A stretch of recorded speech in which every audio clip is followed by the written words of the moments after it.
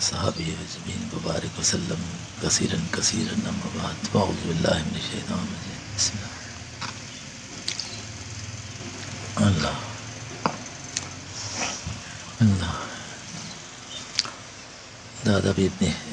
دادا اپنی مجلس میں یہ دہراتے تھے کہ آپ حضرات دوران سب آ جاتے ہیں تو اس کی برکت سے بہت سی باتیں جو سنی ہوتی ہیں پرانی بزرگوں سے وہ دہرا لیتے ہیں کہ اس کی برکات ہوتی ہے. اکثر بیٹھ جانے کی برکات کتنی حاصل ہو جاتی ہیں اس کے انوار برکات کا جس کا ہمیں اندازہ ہی نہیں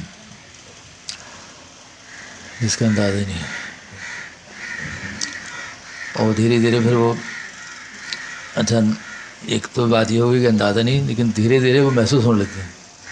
کیسے عجیب بات ہے, ہم اندازہ تو نہیں کر پا رہے اس کی کمی زیادتی کا, لیکن وہ محسوس کرا دیتی ہے کہ وہ دھیرے دھیرے جیسے جیسے وقت گزرا ہوتا ہے. کسی کو زیادہ بہت جلدی ہو, کسی کو رفتار کم, سب کی پروازیں مختلف ہیں نا.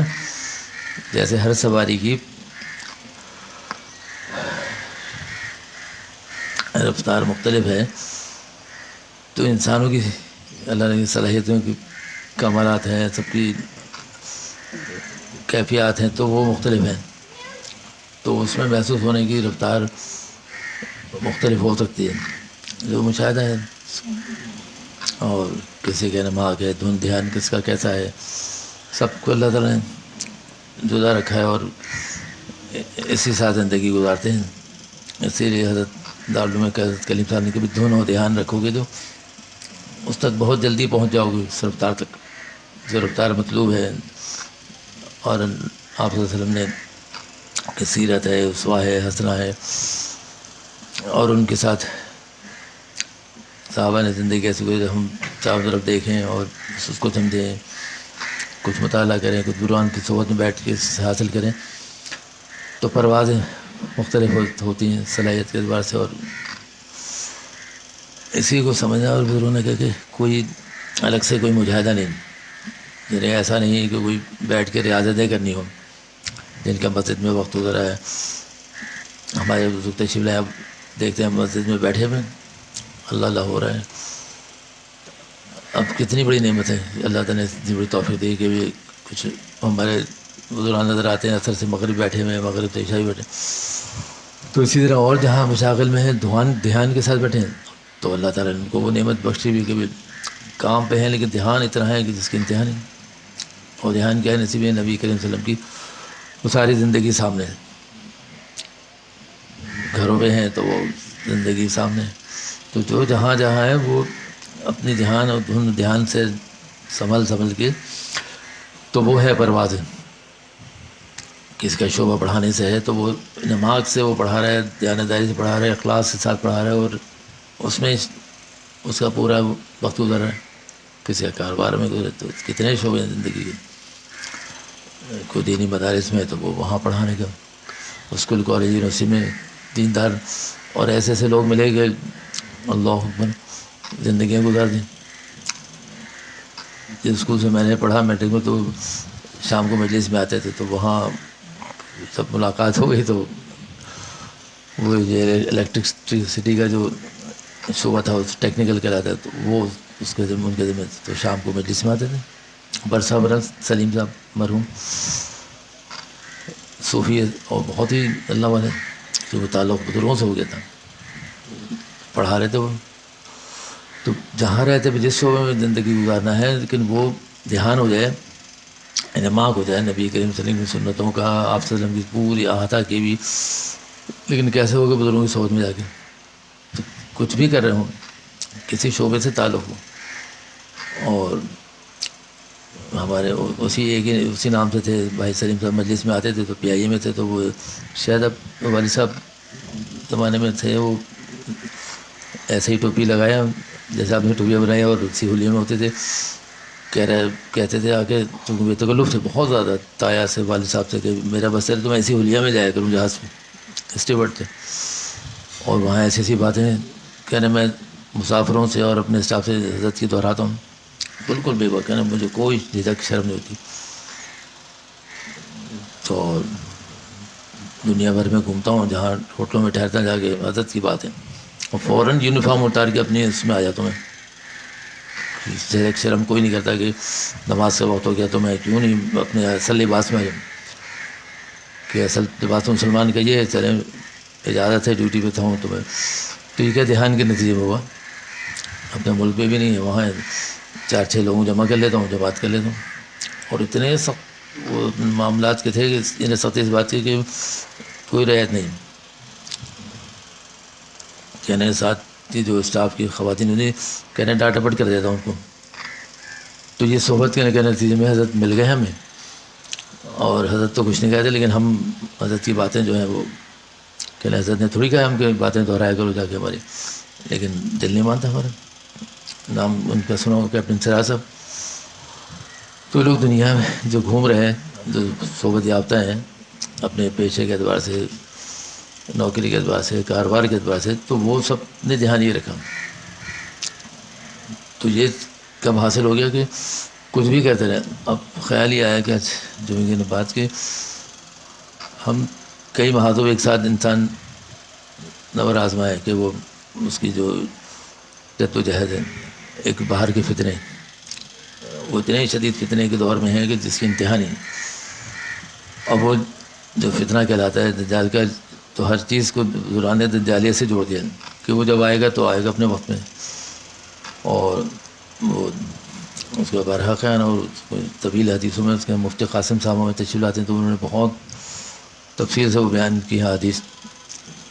اب وہ تو ضروری نہیں کہ سب دیکھیں، لیکن جو فتنے ہیں اس دور میں ہمیں نظر آئے تو بہت شدت سے ہیں. ہر شدت فتنہ اٹھتا ہے، شدت سے اختیار کرتا ہے اور اپنے عروج پہ ہوتا ہے، سامنا پوری دنیا کر رہی ہوتی ہے. جو اس سے بچ گیا تو بچ گیا، ورنہ مغلوب ہو گیا، مبتلا ہو گیا. ایک وہ ان سے بچنا اور ایک ہم اپنی حالتیں جو ہماری اپنی کمزوریاں ہیں نفس شیطان کی. تو دو کتنے ہو گئے کہ ان سے اس میں وہ محاسبی اور اپنا محاسبہ کرنا. تو اتنی جد و جہد کیسے ہوگی، اس سے ہو جاتے ہیں مایوس. تو دادا ہر مجلس میں ہر عنوان ان کا یہ ہوتا تھا بھائی مایوس کیوں ہوتے، پریشان کیوں؟ کیونکہ اس سے بچنے کے لیے اس کی ڈھالیں نبی کریم صلی اللہ علیہ وسلم کی سنتوں پہ عمل کر کے اللہ تک پہنچانے کے لیے ذرائع ہیں، وہ اختیار کر لو. اور صبح شام تک کی زندگی کے ہیں وہ کوئی لمبے چوڑے نہیں ہیں، اور وہ ہے اتنی شدت کی کہ اس کے لیے ڈھال ضروری ہے، اس کے بغیر تمہارا چارہ نہیں ہے. ورنہ ذرا میں کمزور پڑو گے اور مبتلا ہو جاؤ گے. اور صبح شام ہم ہوتے ہیں مبتلا، ادھر مبتلا ہوئے ادھر اس سے فرار کے راستے اختیار کرتے ہیں. وہ فرار کے راستے جب اختیار کریں گے جب دھیان ہوگا ہمارا کہ واقعی یہ غلط ہے اور اس میں مبتلا نہیں ہو رہا ہے. اور ذرا سا بھی چند قدم جس کو کہتے ہیں گئے تھے اور پلٹ آئے، تو پلٹ آنا غنیمت ہے، اس کو اللہ کے بہت بڑا سمجھا جاتا ہے. تو وہ استغفار کا راستہ کھولا ہے. تو کہتے ہیں مایوسی نہیں ہونے باوجود اتنے فتنے، مایوس زندگی کے حالات، واقعات جو اتنا سامنا ہے جس کی انتہا نہیں. کیا گھر ہو، کیا گھر سے باہر، کہیں بھی کوئی بچے، کیا بازار، دفاتر، کاروبار، یہ پوری دنیا ہے. ایسے نہیں کہ یہاں سے چھٹکارا ہو کہیں اور چلے جائیں گے بھی وہاں پناہ مل جائے گی، ایسا بھی نہیں ہے. تو نفس شیطان بھی اپنا وہی لگا ہوا، دنیا کے فتنے بھی اپنے عروج پہ ہیں، اور ہر جگہ کے اپنے مسائل الگ ہوتے ہیں. اگر یہاں سے کوئی سوچے کہ بھی مسائل ہیں پاکستان چھوڑ کے یہاں اور چلے آئیں گے تو وہاں اپنے مسائل کھڑے ہوں گے. تو چھٹکارا کہیں نہیں ہے. تو اس کی بہترین ترکیب حضور نے بتائی کہ بھائی مایوس نہ ہو. تو دادا ہر اپنے بیان میں سارے مواعظ ہیں کہ ہر دوسرے تیسرے مواعظ میں یہ ملے گا بھائی مایوس نہ ہو، پریشان نہ ہو، کیونکہ تمہیں اللہ نے وہ ڈھالیں دے دی ہیں کہ تم استعمال کرو، اسے بچاؤ، تمہارا ہو جائے گا. اپنی تمہارے اوپر ہے کہ جتنا تم اس میں مضبوط ہوتے چلے آؤ، وقت کے ساتھ ساتھ اپنے آپ کو بہت مضبوط کر لو، اور جتنا کمزور کرتے چلے آؤ کمزور ہو جاؤ گے. تو کمزوری کے نتیجے میں وہ سب حاوی ہو جائے گی تمہارے، پھر اٹھنا مشکل ہو جائے گا. ایک وقت ایسا آتا نا کہ شیطان اتنا حاوی ہو گیا کہ نے اتنا کمزور کر دیا کہ اس سے سکت نہیں رہی مقابلہ کرنے کی، تو ہاتھ پیر چھوڑ جائے. وہ کیا ہے؟ مایوسی. جب ہم سے بن نہیں پڑتا، بھی بن پڑے گا تو ماؤ اس طرف. ایسا کبھی نہیں ہو سکتا کہ تم تو بس اخبار میں نہ لگے رہو، دھیان نہ ہو، جاتے رہو بزرگان کی بس کان میں پڑتی رہیں گی. تمہیں صحبت مل جائے گی تو تمہیں حصار ہو جائے گا، تمہارا حصار ہو جائے گا، تم اس حصار کے اندر آ جاؤ گے. اب تو شاید قلعے پتہ نہیں، جو پہلے جنگیں ہوتی تھیں قلعے ہوتے تھے شہروں میں، تو اس کے اندر قلعے بنائے اسی لیے جاتے تھے کہ اس میں محفوظ ہو جائیں. ہر شہر میں ابھی بھی تاریخی شہروں جو ہوں گے ہمارے جو لوگ جاتے ہیں، سندھ میں بھی ہیں، پنجاب لاہور میں بھی دیکھے جا کے عقل دنگ رہ جاتی ہے کہ کن کن وقتوں میں وہ قلعے بنے. تو بھائی کیوں بنائے گئے؟ اسی لیے بنائے گئے کہ وہاں عبادت زیادہ ہے. یعنی لاہور کے جب قلعے دیکھنے گئے تو بیٹا اس میں تو اتنی موٹی دیواریں تھیں کہ پتہ چلا اس میں گھوڑے دوڑ رہے ہیں دیواروں پہ، ہاتھی چلتے تھے جو وہاں پہ بتانے والوں. تو ایسے ہی جس کو کہتے ہیں نا بھی اسلام ہمارا قلعہ ہے، تو اس کو ہم اپنے قلعے کو مضبوط کرنا ہے. ورنہ باہر سے تو تیروں کی بارش ہو رہی ہے تو وہ تمہیں زخمی کر دے گی، پھر تم لہو لہان ہو جاؤ گے، بچ نہیں پاؤ گے. تو اس سے بچنا ہے. اور اتنے فتنے، ایک ختم ہوا تو دوسرا، دوسرے بجے تیسرا، 50 باہر کے فتنے اور تمہارے خود اپنی کمزوری اگر تم اس معمولات میں نہیں لگے. اب چھوٹے سے ملبوسہ بھی بھیجا، سیلاب کو بھی بھیجا تھا، وہ حضرت تھانوی رحمۃ اللہ کی تلاوت کا ناغہ نہیں کرنا، بے برکتی ہوگی. جتنا تم سے پڑھا جا رہا ہے پڑھو. تو یہ سب کیا ہے ہمارے، ہمیں تقویت و طاقت پہنچا رہے ہیں. تو دادا نے کبھی مایوس نہیں ہو رہا، تم اس طرف آ جاؤ، ایسے آگے کھڑے ہو جاؤ. اللہ، ایک دربار لگا ہوا تھا تو وہ بادشاہ نے اعلان کیا کہ بھی جس کو جو مانگنا ہے مانگ لیں. تو کسی نے کچھ مانگا، کسی نے کچھ، سب اپنی حاجتیں بتاتے رہے اور مانگتے رہے. تو کچھ ایسے بھی دانا ہوں گے. تو بادشاہ سلامت پیچھے آ کے کھڑے ہو کے کندھے پہ آ گئے. تو انہوں نے کہا ایسا عقل مندی کا مظاہرہ کیا، اس کو سب قصہ کو بزرگوں طرح ہے کہ بھی اب کسی چیز کی ضرورت حاجت نہیں رہی، اسی پہ ہاتھ رکھ دیا. تو ہم اللہ کو رسی کو قص سے پکڑ لیں تو پھر ہماری پشت پناہی ایسی ہوگی کہ ہمیں کوئی بھی حوادثات یہ جو باہر کے فتنے ہیں اور اپنے اندر ہی کمزوری ہیں، کیا صرف دھیان کے نتیجے میں استغفار. تو استغفار خود ایک ایسا بہت بڑا ذریعہ ہے کہ ہم سارے دن اس کی کثرت کریں. جہاں کہیں لفظش ہو جائے کہیں، تو دادا کہتے گھبراتے کیوں؟